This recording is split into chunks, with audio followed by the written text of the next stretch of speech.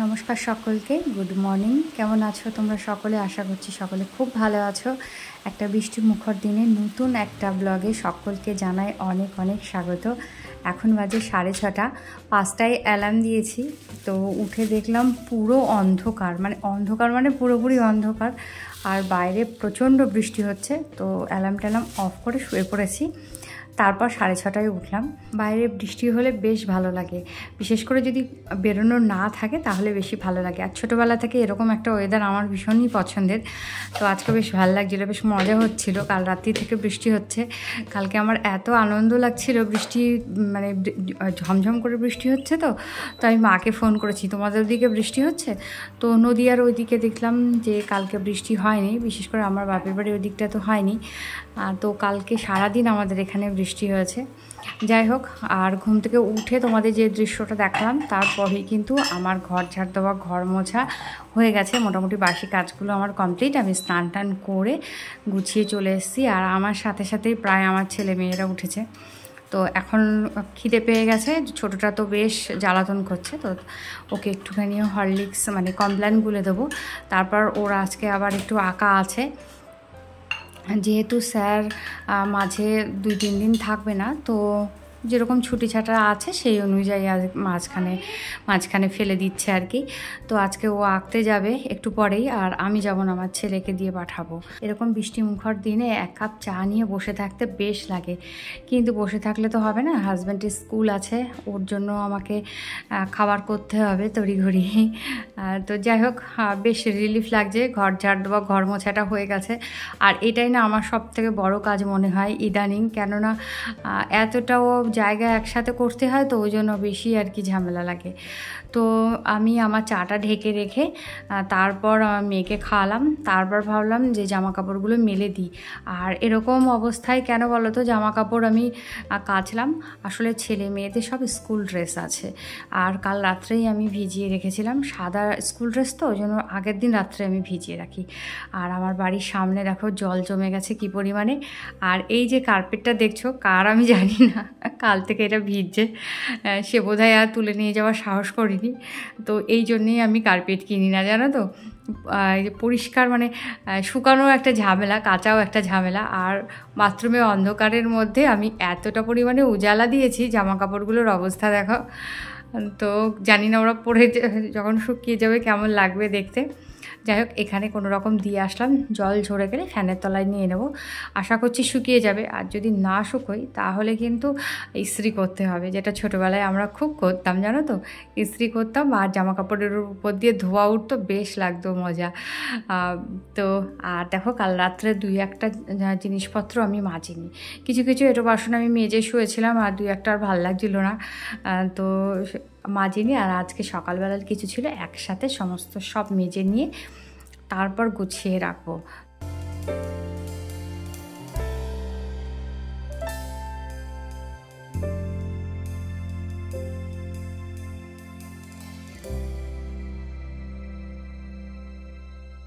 তো বাসন মাজার পর আমি চারপাশটা একটুখানি মুছে দেবো। দেখতেই পাচ্ছ কী পরিমাণে জল গড়াচ্ছে, আর এই জলটা নাইটিতে লেগে গেলে ভিজে যায়। আর এখন যা ওয়েদারের অবস্থা, জামা কাপড় কী করে শুকাবে আমি জানি না।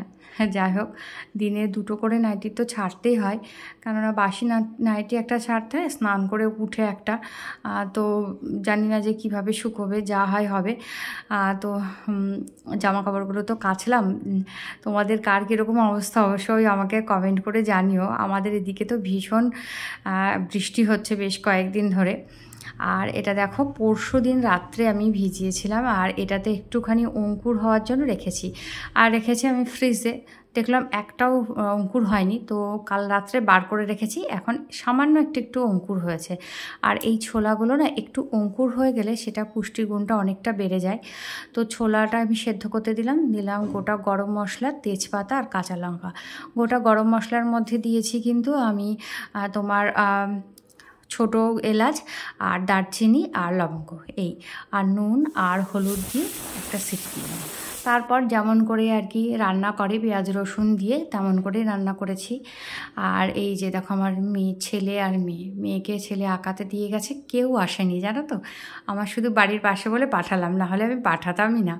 তো ওরা দেখছি আমাকে দেখে হাত উঁচু করছে, মানে টাটা করছে আর কি, যে মা আমি এখানে আছি, তাই তোমাদের একটু দেখিয়ে দিলাম। আমি রান্না করি আর ওর বেশ ও ঝুঁটি নাড়িয়ে নাড়িয়ে এইগুলো মানে আঁকে, সেগুলো আমি সব দেখতে পাই। তো যাই হোক, কাছাকাছি দেওয়ার এই একটা ভালো অ্যাডভান্টেজ আছে, বাড়ির ভেতর দিয়ে গেলাম, পায়ে জলও লাগলো না।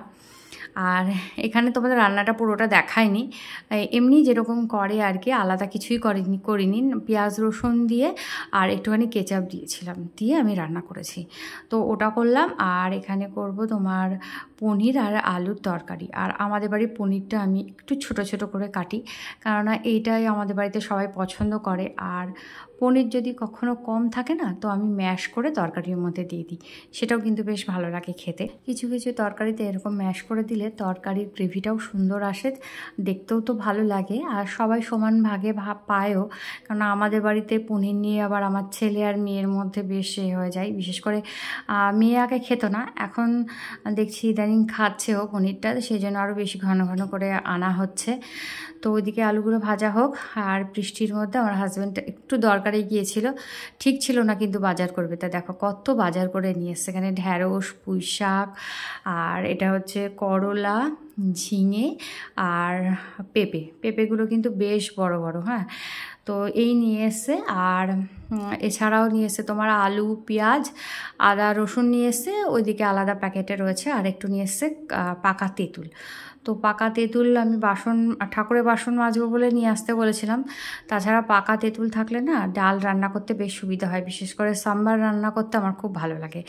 আর টক খাবার সবাই আমাদের বাড়িতে খুব ভালো খায়। আর যে কচুটা দেখলে, ওই কচুটা গত সপ্তাহে নিয়ে এসছে। তো আমি একটা রান্না করেছিলাম, বেশ দেখলাম যে সিদ্ধ হয়েছে, কিন্তু একটু গলা কুটকুট করছিল। এখন বর্ষাকাল তো, তাই ভাবছি ওই কচুটা থাক, এখন আর ওই কচুটাতে রান্না করব না, আর একটুখানি রসটা মরে যাক, তারপর বেশ কিছুদিন পর রান্না করব। আর এখানে আমার রান্নাবান্না শেষ, বাসনপত্র সমস্ত মেজে নিয়েছি, একবার দেখিয়েছি বলে আর বাসন মাজাটা তোমাদের দেখালাম না। লাইজল দিয়ে আমি সিঙ্কটা পরিষ্কার করে নিলাম।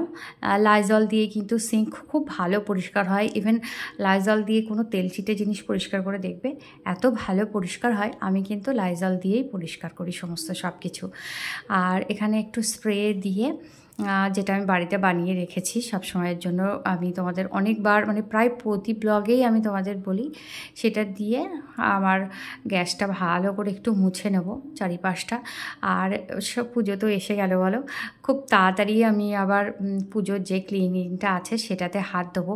আর আমি একসাথে তো অনেক বেশি কাজ করতে পারি না, সেই জন্য আমাকে একটু একটু করে করতে হবে। অনেক বেশি যদি কাজ করেছি তাহলে আর সারাদিন উঠতে পারবো না, ঘাড় নিয়ে এত ঘাড় যন্ত্রণা করে।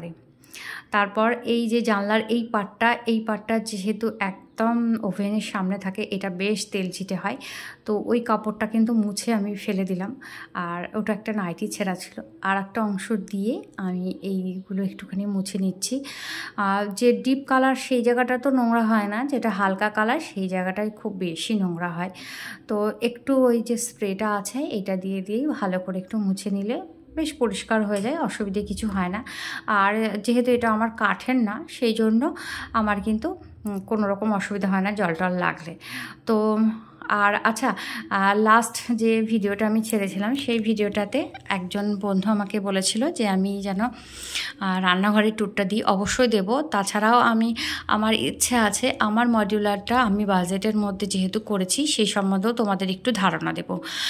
আর এখন দেখো আমার রান্নাঘর পুরো পরিষ্কার পরিচ্ছন্ন কমপ্লিট হয়ে গেছে। তো এদিকে তো আর কাজ নেই, এখন সবজিগুলো একটু গুছিয়ে নেব। বর্ষাকালের জল খাওয়া সবজি আমি জানি না, আমার হাজব্যান্ড বলছে পুরো ভিজে জবজবে বর্ষার জলে দেখো থাকে কিনা এক সপ্তাহের জন্যই তো ও আনলো।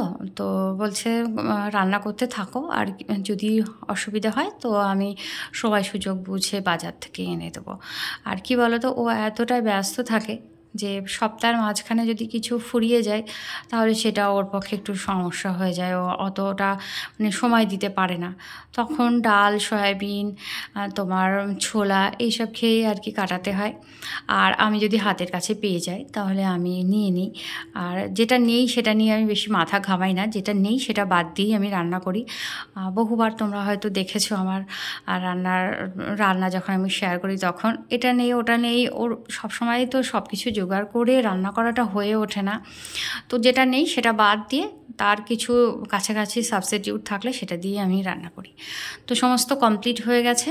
এখন আমি সিঁড়িটা একটু ভালো করে ঝাড় দিয়েছি। এই নিচে চলে এসেছি। এই জায়গাটা যে কি বালি আর কি কাদা টাইপের ছিল কি বলবো। সবাই তো চটি পায়ে দিয়ে এখানে আসে, তারপরে আমার হাজব্যান্ড আবার বাইক নিয়ে আসে ভেতরটাই, সেই জন্য পুরো কাদা কাদা হয়েছিল। তো বেশ অনেকটা জল ঢেলে ঢেলে আমি পরিষ্কার করলাম, করে এই মপটা দিয়ে, এটা খারাপ একটা মপ, এটাতে কোনো মপটা ঘোরে না আর কি, ওইটা দিয়ে জাস্ট একটুখানি মুছে টাইপে নিলাম। মোছা তো কিছু হলো না যেহেতু নিংড়ানো যায় না। যাই হোক, আর একবার স্নান করে এসে তারপর এখানে ফুল তুললাম। আর আজকের ব্লগটা এখানেই শেষ করব। ব্লগটা যদি কোথাও ভালো লেগে থাকে প্লিজ লাইক, কমেন্ট, শেয়ার করে দিও। আবার দেখা।